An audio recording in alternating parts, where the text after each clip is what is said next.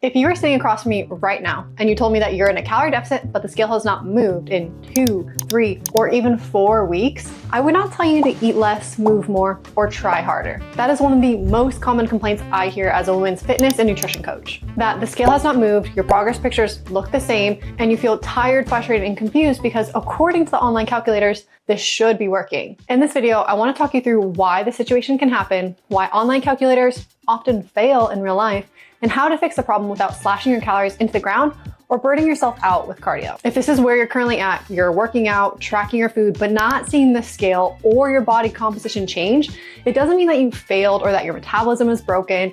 It just means that there's a gap between what you think is happening and what is actually happening. And once we find that gap, the solution gets way more calm and way less emotional. I will tell you the truth right away. If you believe you're in a calorie deficit, but you're not seeing fat loss after a few weeks, then you are not in a calorie deficit by definition. And this is coming from somebody who has lost 35 pounds, not once, but twice due to my autoimmune condition. And I've now coached over 300 women to do the exact same.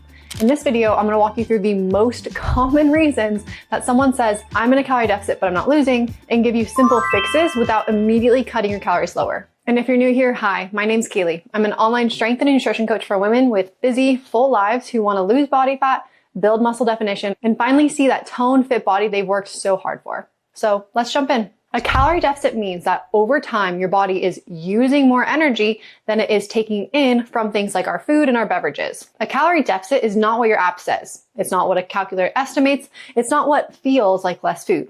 A calorie deficit is a physiological state, not a number that we type into our phone or our computer. When you consistently eat fewer calories than your body needs to maintain its current weight, your body has to make up for that energy gap somehow. It does that by pulling from stored energy and breaking it down, ideally from stored body fat, and that is how fat loss occurs. A lot of people think that they're in a deficit because they're eating less than before, or eating healthy, or following the plan most days of the week, but fat loss does not respond to intentions. It responds to actual energy balance over time. So if fat loss is not occurring over several weeks, then by definition, a consistent calorie deficit is not present. Now, there are two situations where fat loss can happen even if the scale is not moving. The first is muscle gain. You're dropping body fat, but you're also gaining muscle weight at the same time. So the scale stays the same, even though your progress pictures look different and your clothes are starting to fit differently. And the second reason that you can be dropping body weight, but the scale is stalled, is temporary water retention. That is because even though that your body weight is decreasing, your body water weight is increasing for a ton of different reasons, maybe like stress, changes in your diet, increase of salt intake, our hormones, our sleep, and so many other reasons. In both cases, your fat mass may be decreasing, but increases in either muscle tissue or water are masking that change on the scale, which is why we never really want to rely on the scale alone. Outside of those scenarios, if fat loss is not showing up in your weight trend, your DEXA scans, circumference measurements, or your body composition over time, then the deficit is not actually there. And before we talk about reasons why this happens, I need you to ask yourself one question. How long has it been? Because if it's been 5 days, 7 days, even 10 days, you might be reacting to normal body weight fluctuations, but not stalled fat loss. Scale weight can swing pretty dramatically for so many different reasons, especially for women, for things like our stress, diet, inflammation, increased sodium intake, increased carb intake, our menstrual cycle, sleep, digestion, hormones, hard training sessions, bowel movements, and more.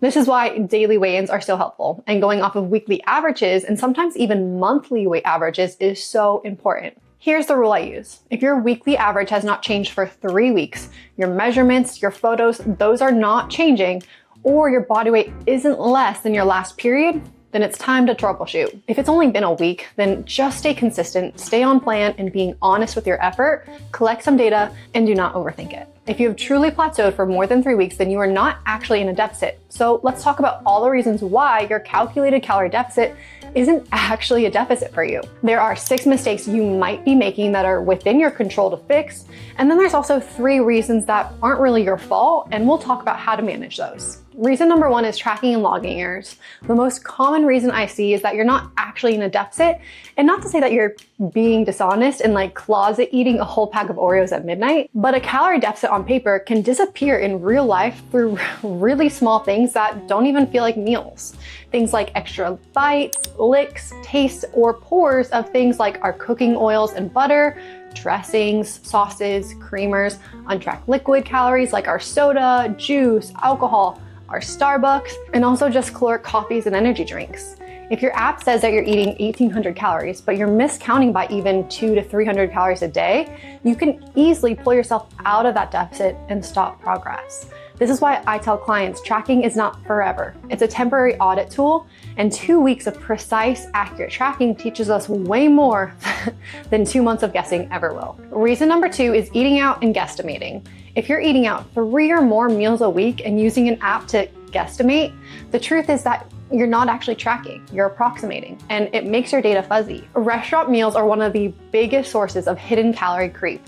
Portions are larger than expected, oils and fats are added liberally, sauces and dressings are so calorically dense, and even our healthy menu items often contain way more calories than what a tracking app estimates. To put this into perspective, studies have shown that restaurant meals can contain hundreds of extra calories that compare to home-cooked meals, largely due to the added fats and portion size variability, and even trained dietitians tend to underestimate restaurant calories, so it's not your fault, but it is our problem. This doesn't mean that we can never eat out, but it does mean that if fat loss has stalled, you need to be honest about whether eating out is currently compatible with the level of precision your goal requires. Some progress requires fewer meals out for a season. Other times, maybe it's just accepting some slower results. Neither option is wrong, but pretending that our guesstimates are accurate enough is what keeps fat loss stalled and really honestly keeps people confused and frustrated for longer than necessary. Reason number three, your deficit is being erased by weekly averages, aka your weekends are canceling out your weekdays. This is one that people don't really want to hear, but it's a common pattern I see. Monday through Friday is super structured, your meals are planned, your tracking's consistent, and Move It is honestly really solid. But then Friday night hits and the weekend feels like relief.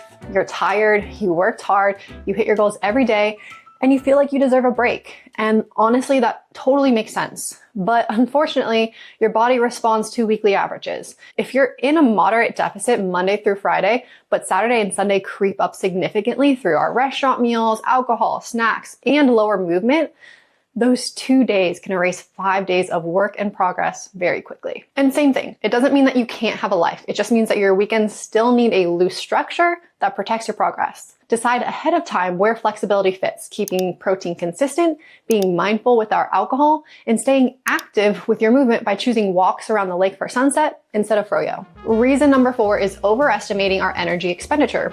We all know that one friend that does cardio only to say, I earned this piece of cake after. That is the I earned it trap. Fitness watches are useful for tracking steps and overall movement trends, but when it comes to estimating our calories burned during our workouts, they can be really inaccurate. Those numbers are generated from heart rate data and generalized algorithms, not from your actual metabolism. For many people, especially women, these devices tend to overestimate calorie burn. So if you're eating back the calories that your watch says you burned, you may unintentionally be erasing your calorie deficit without even realizing it. And if you're like, yeah, this is so me, here's a reframe I want you to make. You do not need to earn food through exercise. Your body needs food and fuel to exist, and you should enjoy foods that you like. It's finding a balance between foods that are good for us and are aligned with our goals, and foods that feed our soul. Your nutrition plan should account for your typical activity level, and your workouts should serve a different purpose. They are the signal to build and maintain muscle, improve insulin sensitivity, and support our metabolic and long-term health, but not a permission slip to earn our food. Your training needs to stop being a bargaining chip for food and start being a tool for body composition and feeling your best, strongest, and most confident self. Okay, reason number five is neat compensation. So fun fact, when you're in a calorie deficit and you eat less and you have less energy available, your body compensates for it. NEAT stands for non-exercise activity thermogenesis. This is all the movement that you do outside of your formal workouts. Things like walking around your house, standing, fidgeting, pacing on your phone calls, doing errands, cleaning, and just general everyday movement. All of that movement requires energy. But when your calorie intake drops, your body doesn't just lose weight, it also becomes more efficient. Without you consciously deciding to move less, your body starts to subconsciously conserve energy by reducing how much you move around. You start to naturally fidget less, you move around slower, you sit between tasks, you start skipping small activities because you feel more tired. You know that remote that you forgot to pick up before you sat down? And so you just kind of sit there and accept it instead of standing up like a normal person and going to get it. None of this is intentional, but it is a side effect of restricted energy availability, and most people don't even notice it's happening. This is why someone can be tracking their food, training consistently, and still feel stuck if they're running on 5 hours of sleep and high stress. On paper, it looks like they're doing everything right, but physiologically, their body is pushing back. And this subconscious reduction in movement can easily erase a calorie deficit over time, especially if your deficit's aggressive or paired with poor recovery and high stress. This is why structured daily movement like our step goals matters way more than most people realize, because it protects us against that neat compensation. Reason number 6, declining adherence over time. The longer that you've been dieting and the larger or more aggressive of the deficit, the harder it becomes to maintain consistent adherence. Not because you lack discipline, but because your body and brain are responding to prolonged energy restriction. As dieting drags on, a few things start to happen. Our stress tends to increase, which can drive temporary water retention and mask fat loss on the scale. Sleep often starts to suffer. And at the same time, your hunger and cravings increase because your hormones shift in a way that creates more cravings and makes food more tempting and harder to resist, especially those quick, high energy foods like our fast food or dessert. None of this means that fat loss is impossible, but it does mean that staying in a true deficit becomes harder to sustain consistently over time, even when our effort stays high. And it gets really easy to get into that bucket mode where you start taking more cheat meals, you start grazing and snacking a little bit more, you start skipping a couple of your walks. Nothing dramatic, just small breaks in your structure that add up. From the outside, it can look like fat loss just randomly stalled, but in reality, adherence quietly eroded. When adherence starts to break down, the solution may be to get back on plan and lock in, or it may be a sign from your body that it's needing a little break at maintenance. Up to this point, everything that we've talked about comes down to adherence, behavior, and consistency. But stalled fat loss is sometimes not a discipline problem. Sometimes the plan is being followed, tracking is being honest, weekends are controlled, sleep is good, and the scale still doesn't move. And that is where we move out of the what can I clean up category into the what is actually happening inside your body category. There are metabolic and physiological adaptations that happen during fat loss that you cannot fully control with willpower or better tracking. These metabolic and physiological adaptations happen regardless of how motivated or disciplined you are, and understanding them is what keeps you from turning a temporary stall into a long-term struggle. Reason 1, your calories are lower than the calculators predicted. Calorie calculators give you an estimated guess for a starting point, but they're not a guaranteed truth. They're built on population averages, not your individual physiology.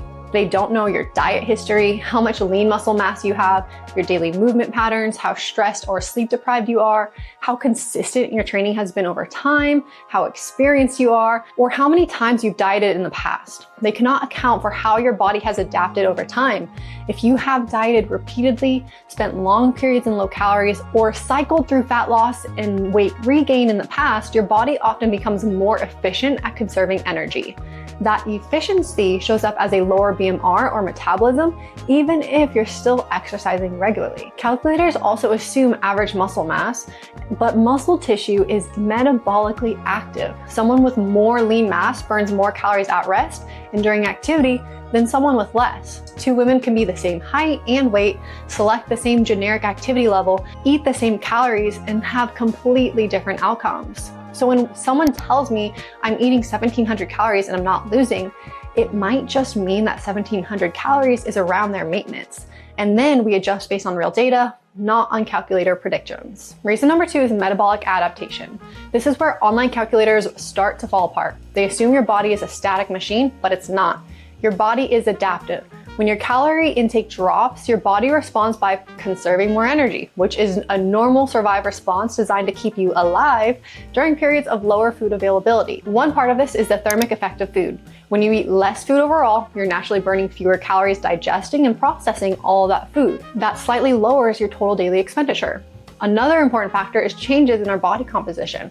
As our weight decreases through a fat loss phase, some lean mass, aka our muscle, is often lost alongside fat, especially when our calories are low and resistance training or protein intake is restricted. Muscle tissue contributes to overall energy needs, so losing your muscle lowers the number of calories your body needs both at rest and during our movement. This is why protecting our muscle through strength training and adequate protein and carbs is so important through our fat loss phases, not just for how our body looks, but for maintaining a healthy metabolism and making continued fat loss easier down the road. Over time, resting energy expenditure can also decrease slightly, particularly after prolonged or repeated diet phases. This means that your body requires fewer calories to perform basic functions that it did earlier in the diet. This pattern is more common in people who have dieted multiple times or used aggressive calorie cuts or stayed in a deficit for long periods without breaks. The good news is research consistently shows that this effect is largely reversible with time at our maintenance calories and adequate energy availability. What this means in practice is that calorie intake that worked earlier in the fat loss phase might stop producing the same results later, even if nothing else has changed. A calculator might estimate your deficit to be 1,800 calories, and maybe that worked in the beginning, but now your true deficit might be closer to 1,600. The mistake that many people make at this point is continuing to slash their calories lower. That approach often backfires because it increases our hunger, our fatigue, worsens our adherence, and can make fat loss harder to sustain long term. The solution to metabolic adaptation, it's not punishment, it's strategy.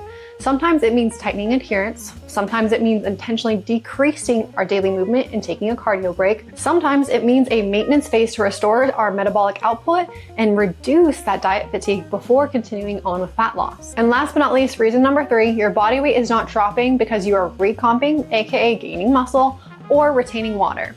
Sometimes you're losing fat, but the scale just doesn't show it. This is why I don't make coaching decisions based on the scale alone for my clients. It doesn't mean that fat loss isn't happening, it just means that the scale is being influenced by more than just our body fat decreasing. This is exactly why we should look at multiple indicators of progress, not just the number on the scale. Things like our waist and hip measurements, our progress photos, how our clothes fit, our strength progression in the gym, and weekly weight averages instead of single day weigh-ins.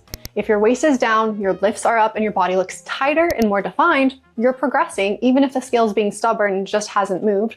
So just keep with the plan. So now that you know the reasons why the scale might not be moving, if you still feel stuck, here's what you should do for the next 2 weeks. Track everything you eat and drink, and I mean everything. Use a food scale and track the oils you cook with in the pan, sauces, bites, alcohols, creamers. See if you're truly in a deficit. Then keep your weekend structured. You can eat out, you can have treats, but plan them and log them. And limit it to 1 to 2 times a week. Step 3, keep those steps consistent. Pick a daily step goal that you can hit most days. You also want to weigh in daily and take a weekly average and compare that week to week. Then track your waist and hip measurements once a week and your progress photos every 2 weeks. At the end of those 2 weeks, one of 2 things will be true. Either your weight is down, your progress pictures look better, or measurements have decreased, and we're just dealing with noise and inconsistency. So a good goal would be for you to work on being more consistent. Or you will notice that your weight trend is not down, and now you have clean data to adjust your calorie intake or your activity without guessing. If you take anything away from this video, I want it to be this. If you swear you're in a calorie deficit, but fat loss isn't showing up after 2 weeks, it means that there is a gap between what you think is happening and what's actually happening in your body.